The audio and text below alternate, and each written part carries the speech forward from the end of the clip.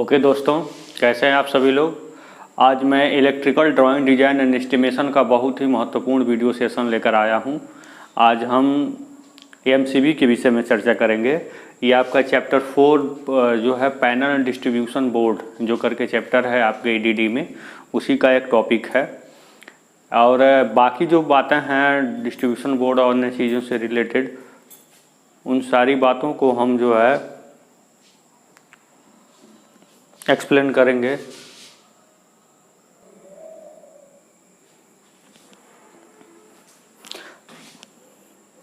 हाँ तो दोस्तों, बहुत ही इम्पोर्टेंट वीडियो लेकर आया हूँ आप लोगों के लिए। यह इलेक्ट्रिकल ड्राइंग और डिजाइन एंड एस्टिमेशन का यह चैप्टर आपका पैनल एंड डिस्ट्रीब्यूशन बोर्ड करके है। उसमें जो बाकी बातें हैं उसको हम एस्टिमेटिंग एंड कॉस्टिंग में उसको हम बताएंगे। देखिए, आपको हम बता दें फॉर काइंड योर इन्फॉर्मेशन कि मैंने ईडीडी फर्स्ट का लगभग 25 वीडियोज़ वैभव एडवांस लर्निंग, यह चैनल नाम है, इसको नोट कर लीजिए आप सभी लोग, वैभव एडवांस लर्निंग। इस पर हम आपको बताते हैं पॉलिटेक्निक के लिए मैथमेटिक्स, टीडीईपी जिसको पावर सिस्टम कहते हैं, बेसिक इलेक्ट्रिकल, फिर पावर इलेक्ट्रॉनिक जिसको आईईसी कहते हैं। यानी कि जितने भी इम्पोर्टेंट सब्जेक्ट हैं सबका वीडियो हमने अपलोड किया है। रीजनिंग और नॉन टेक की भी कुछ वीडियोज़ हैं इसमें। तो आप इस चैनल को सभी लोग ज़रूर सब्सक्राइब कर लें और इसके सारे मटेरियल को देखें, उसका लाभ लें, ठीक है ना। इस पर हमने सब्जेक्टिव चीज़ें जो भी इलेक्ट्रिकल डिपार्टमेंट में चलती हैं उसमें बहुत अच्छी अच्छी बातें, इसको हमने कम्पिटिटिव लेवल का बताया है और 0 से लगाए फाइनल अंतिम स्टेज तक की पूरी फुल नॉलेज दिया, वो भी हिंदी में दिया है, ठीक है। और यहाँ भी जो मैं आपको बताऊँगा वो पूरा हिंदी में ही मेरा लेक्चर होगा, ठीक है। तो आप यहाँ देखिए, हम सारी बातें इससे रिलेटेड एमसीबी ऐसी चीज़ है जो हर सब्जेक्ट के, हर ब्रांच के बच्चों को जानना चाहिए, इसके वर्किंग प्रिंसिपल को, चाहे फर्स्ट ईयर का हो, सेकेंड ईयर का हो, थर्ड ईयर, चाहे किसी ब्रांच का हो, क्योंकि एमसीबी हर किसी के घर में लगा होता है, इसकी जानकारी बहुत आवश्यक होती है, ठीक है। तो आज हम एमसीबी के बारे में पूर्ण चर्चा करेंगे। और इसके पहले के लेक्चर में हमने बताया है कि वायरिंग कितने प्रकार की होती है। उसमें आपको ट्री सिस्टम और joint box system, open loop system मैंने बहुत अच्छे तरह एक्सप्लेन किया है। और वायरिंग से संबंधित सारी बातें जो है हमने इसके पहले के लेक्चर में बताया है वैभव एडवांस लर्निंग पर। और यह वीडियो मेरा आज न्यूली आपके लिए आ रहा है, और भी सारे सब्जेक्ट के वीडियो आएंगे। बस आपका काम है ज़्यादा से ज़्यादा सब्सक्रिप्शन देना, सब्सक्राइब करना और जो है लोगों तक इस वीडियो को पहुंचाना, ठीक है। आज हम एमसीबी के विषय में चर्चा करेंगे। एमसीबी का जैसा नाम होता है मिनिएचर सर्किट ब्रेकर। तो आपको थोड़ा सा हम इंट्रोडक्शन इसका दे देते हैं, इसका निर्माण क्यों किया गया, इसका फैब्रिकेशन क्यों किया गया, क्यों हमको इसको लाया गया हमारे वर्किंग में, इसके बारे में थोड़ा सा हम बताते हैं आपको। जैसे क्या होता है कि एक आप अपने घर में देखते होंगे मेन बोर्ड पे लगा होता है, जिसको आप लोग क्या कहते हैं, पथरी कहते हैं। वो पथरी नहीं है, उसका जो निचला भाग है वो क्या है, फ्यूज कैरियर। और जो ऊपर होता है वो क्या कहलाता है, जो नीचे होता है वो कहलाता है क्या, आपका फ्यूज बेस और फ्यूज कैरियर, दोनों एक दूसरे के ऊपर होते हैं, फ्यूज बेस और फ्यूज कैरियर। तो एक में क्या होता है, फ्यूज होता है ये, ठीक है, फ्यूज होता है। इनकमिंग पोल से ये जो लाइट है यहाँ पे आई होती है, आउट गोइंग यहाँ से जाती है, ठीक है। और बीच में क्या होता है, फ्यूज होता है। तो होता क्या है, जब कोई फॉल्ट होता है या सर्किट ओवरलोडेड होती है तो ये फ्यूज जो है बहुत जल्दी मेल्ट हो जाता है, ठीक है, क्योंकि इसकी प्रॉपर्टी में है, इसकी मेल्टिंग पॉइंट लो होनी चाहिए, लो होती है इसलिए मेल्ट हो जाता है। जब ये मेल्ट होता है तो कनेक्शन क्या हो गया, कट गया। अब इनकमिंग आउटगोइंग के बीच कनेक्शन क्या हो गया, कट गया। अब जो भी इससे सर्किट में जो भी ऑपरेटर्स जुड़े हैं सब क्या हो गए, प्रोटेक्ट हो गए। अब आपको क्या करना पड़ेगा, इसको खोल करके फिर से नया फ्यूज वायर डालना पड़ेगा, तब जाके सर्किट ऑन होगा, ठीक है ना। क्या होगा, तब जाकर के सर्किट क्या होगा, ऑन होगा। तो अब आपको क्या करना होगा, नया फ्यूज ला के डालना, काम आपका क्या हो गया, बढ़ गया। तो इसी के जगह पे ऐसी व्यवस्था कर दिया गया है कि इस तरह की अगर कोई घटनाएं हो रही हैं तो केवल ट्रिपिंग हो जाए, और फिर जब फॉल्ट रिकवर हो तो आप उसको ऊपर उठा दीजिए। मान लीजिए कोई ऐसा कनेक्शन हो कि इसमें ऐसी नॉब की व्यवस्था हो जो नीचे गिर जाए और फिर इसको आप ऊपर उठा दें, फिर सर्किट अपने जैसे का तैसा बन जाए। तो इसका मतलब क्या है कि फ्यूज के जगह पे उसका जो बेहतर फॉर्म है वो क्या है, MCB, जिसको हम कहते हैं मिनिएचर सर्किट ब्रेकर, जो काम आपका MCB करता है। MCB किन किन चीज़ों से सर्किट की प्रोटेक्शन प्रोवाइड करता है, तो ओवरलोड प्रोटेक्शन और शॉर्ट सर्किट प्रोटेक्शन, ठीक है। इन दोनों के अगेंस्ट क्या करता है, MCB प्रोटेक्शन प्रोवाइड करता है इलेक्ट्रिकल सर्किट को। इलेक्ट्रिकल सर्किट में जो भी आपके ऑपरेटर्स कनेक्टेड हैं उनको क्या करता है, ये प्रोटेक्शन प्रोवाइड करता है। इसकी रेटिंग के बारे में हम जान लेते हैं। इसकी रेटिंग क्या होती है, फ्रीक्वेंसी रेटिंग 50 to 60 हर्ट्ज होती है। ऑब्जेक्टिव पॉइंट ऑफ व्यू से this topic is very very important. Current rating कितना होता है, 0.5 एम्पियर से 63 एम्पियर।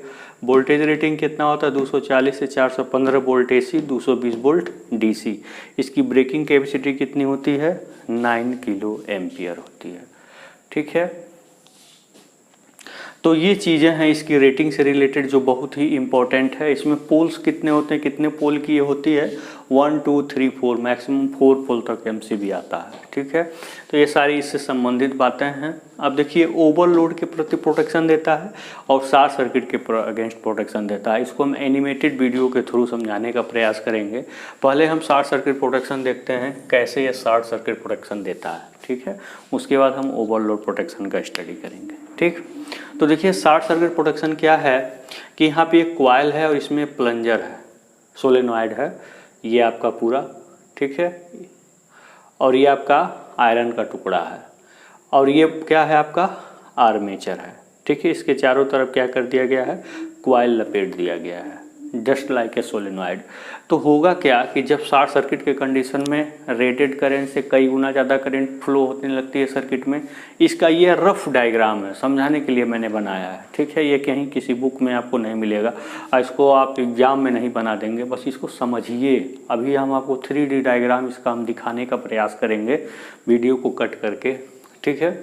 तो होता क्या है कि जब रेटेड करंट से ज़्यादा करंट इसमें जब फ्लो होने लगती है तो इसका मैग्नेटिक इफेक्ट बढ़ जाता है।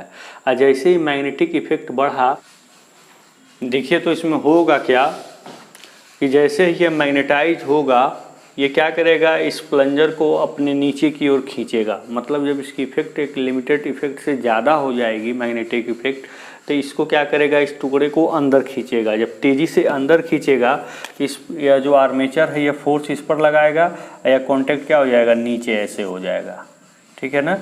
जब कांटेक्ट ऐसे, पूरा सारी चीज़ें स्प्रिंग से रिलेटेड होती हैं। तो जब ये नीचे हो जाएगा तो कनेक्शन क्या हो गया, यहीं पे ऑफ हो गया, ठीक है। MCB ट्रिप कर गई। यहाँ से इस कॉइल के मैग्नेटिक इफेक्ट से आपका शॉर्ट सर्किट प्रोटेक्शन क्या होता है, रिमूव होता है। या शॉर्ट सर्किट प्रोटेक्शन के अगेंस्ट ये जो है कॉइल वर्क करती है, ठीक है, by using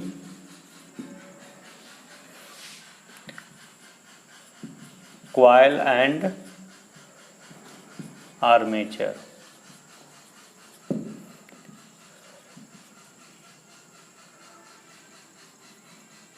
coil and armature, देखिए इस सिस्टम को आप आर्मेचर माने अगर, तो ये आपकी कॉइल है। जब इसकी मैग्नेटिक फील्ड एक निश्चित रेंज से ज़्यादा होगी तो इसको नीचे की ओर खींचेगा। जब नीचे की ओर खींचेगा तो इस पर फोर्स अप्लाई करेगा, तो ये क्या हो जाएगा, कनेक्शन टूट जाएगा। कनेक्शन क्या हो जाएगा, ये ब्रेकअप हो जाएगा कनेक्शन का। तो करंट जो फ्लो हो रही है वो क्या होगी, फ्लो होना बंद हो जाएगी, ठीक है। अब It's a very strong magnetic field. An iron cylinder and pin is placed inside this electromagnet on a spring, slightly offset from its center. The strong magnetic field pulls the cylinder downward, thus pushing the pin. This tiny movement of the pin is the input trigger of the mechanism, and it leads to opening the circuit, as we discussed earlier. अब दूसरा क्या है, overload protection. यहाँ लिखेंगे क्या, by using bimetallic switch. तो यहाँ पे ये बाईमेटेलिक स्विच है जो ओवरलोड प्रोटेक्शन प्रोवाइड करता है। इसका मतलब क्या है, जब करंट की वैल्यू एक निश्चित रेंज से ज़्यादा हो जाएगी, इसको हम ऐसे लगा देते हैं, ठीक है ना। जब करंट की वैल्यू एक निश्चित रेंज से ज़्यादा हो जाएगी तो होगा क्या, ये जो पत्ती है ये ऑटोमेटिक क्या हो जाएगी, मुड़ जाती है ऐसे, इसका ये नेचर ही होता है। जब टेम्परेचर बढ़ता है तो क्या हो जाता है, ये पत्ती मुड़ जाती है, कनेक्शन क्या हो गया, ख़त्म हो गया। ठीक है। फिर जब हम नॉब को ऊपर करते हैं, जब नॉब को हम ऊपर करते हैं तो फिर सारे कनेक्शन अपने आप लग जाते हैं। ठीक है, ऐसा सिस्टम ही होता है। अभी 3D फिगर आप देखेंगे तो आपको समझ में आ जाएगा। या बाई मेटेलिक जो स्ट्रिप होती है, इसका प्रयोग हम इलेक्ट्रिक प्रेस में भी करते हैं। इलेक्ट्रिक प्रेस में आप देखते हैं ना, जब करंट की वैल्यू, हीट की वैल्यू एक निश्चित रेंज से ज़्यादा जाती है तो प्रेस ऑटोमेटिक कटा हो जाता है। इसका मतलब क्या, उसमें वही बाई मेटेलिक स्ट्रिप ही लगी होती है। जब इसका टेम्परेचर बढ़ जाता है तो ये अपने आप क्या हो जाता है, मुड़ जाता है। ठंडा होने पर पुनः अपनी जगह पे चला जाता है। यह इसका अपना खुद का नेचर होता है। ठीक है, इसके बारे में EEM में अच्छी तरीके से बताया जाएगा। ठीक है ना। तो इस तरह से ये जो है ओवरलोड के अगेंस्ट बाई मेटेलिक जो स्ट्रिप होती है वो ओवरलोड प्रोटेक्शन के अगेंस्ट वर्क करती है। ठीक है।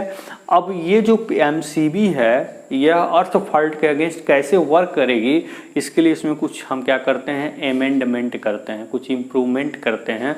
उसी इम्प्रूवमेंट के थ्रू हम इसको अर्थ फॉल्ट के अगेंस्ट वर्क करने के योग्य भी बना लेते हैं। ठीक है। तो ये बहुत ही इम्पोर्टेंट बातें थी जो हमने आपको बताया। इस प्लंजर के थ्रू शॉर्ट सर्किट प्रोटेक्शन के अगेंस्ट वर्क करती है और बाई मेटेलिक स्ट्रिप के थ्रू ओवरलोड प्रोटेक्शन के अगेंस्ट वर्क करती है। Perfect choice to solve the overload condition is a bimetallic strip. This sensor is a bit slower and offsets inrush currents, as it stays around for only 10 milliseconds. However, it trips the NCB when the overload current maintains for 2 seconds or more. In a bimetallic strip, as the current rises, heat causes the strip to bend slowly. This occurrence pushes a C-shaped lever, and thus the main lever, down, and it thereby opens. ठीक है।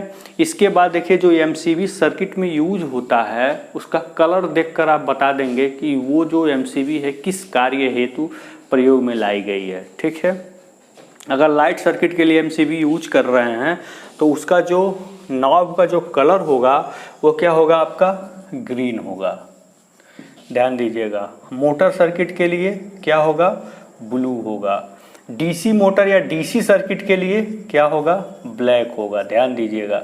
और fire isolator के लिए क्या होगा, red होगा। ये चीज़ें जो हैं ये आपके कंपटीशन के पॉइंट ऑफ व्यू से बहुत इंपॉर्टेंट होगी।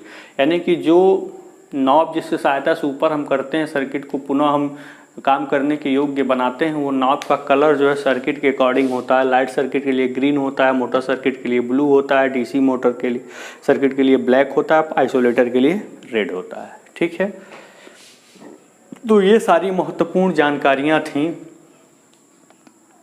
जो हमने आपको MCB से रिलेटेड मैंने आपको अच्छे तरीके से एक्सप्लेन करने का प्रयास किया। अगर आपको हमारी बातें आपको समझ में आई होंगी, इससे आपको लाभ मिला होगा, एडवांटेज मिला होगा, तो इसको ज़रूर आप शेयर, लाइक, सब्सक्राइब ज़रूर करिए। लोगों तक इस वीडियो को ज़रूर पहुंचाइए। ठीक है। और हाँ, मैंने एक बात कही थी, तो इसमें देखिए हर कोई यही चाहता है कि हम आपको सारी चीज़ें फ्री में मिलें। तो आप बताइए एक चीज़, अगर आप मान लीजिए किसी कंपनी में आप जाते हैं तो आपका जो आपका इंटरव्यूअर है वो कहता है कि हम पैसे नहीं दे पाएंगे आपको, तो आप कैसे काम करेंगे, कितने समय तक काम करेंगे, कमेंट बॉक्स में बताइएगा। चलिए, इससे कोई रिलेशन नहीं है, बस आप जितना हो सकेगा हम आपका हेल्प करेंगे और इन चीज़ों को आप ज़्यादा से ज़्यादा लोगों तक पहुंचाइए। ठीक है। तो हमारा और नेक्स्ट वीडियो आपको ज़रूर मिलेगा। ठीक है। हम चाहेंगे कि इस सब्जेक्ट को पूरा कंप्लीट करें, प्रयास करेंगे इस बात के लिए। तो यहाँ तक हमने MCB से रिलेटेड आपको बातें बताई। अगर आपको अच्छी लगी हो तो प्लीज़ इसको लाइक, शेयर, सब्सक्राइब ज़रूर करिए। ठीक है। अगर कोई आपको सुझाव देना हो, कुछ बताना हो तो कमेंट बॉक्स में हमें ज़रूर बताइए। बस, धन्यवाद।